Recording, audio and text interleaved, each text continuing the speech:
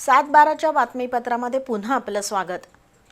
पन्हाळा तालुक्यातील कोतोले इथं हिंदू संमेलन उत्साहात पार पडलं।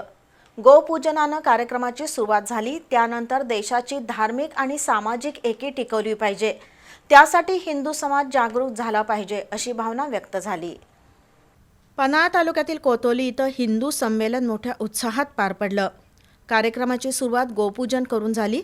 या संमेलनात प्रमुख वक्ते म्हणून सुनील लाड उपस्थित होते। त्यांनी हिंदू संस्कृतीचं जतन करण्यासाठी युवकांनी धर्म आणि संस्कार जपले पाहिजेत असं आवाहन केलं।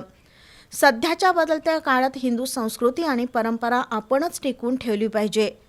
हिंदू संमेलन म्हणजे श्रद्धा, परंपरा आणि संस्कृतीचा जिवंत उत्सव आहे असं नमूद केलं। हिंदू धर्माची वैश्विकता अधोरेखित करताना त्यांनी अनेक उदाहरणं दिली। वेद, उपनिषद, भगवद्गीता यातून केवळ मानवतेचा संदेश दिला असून वसुधैव कुटुंबकम ही भावना हिंदू संस्कृतीनं जपली आहे।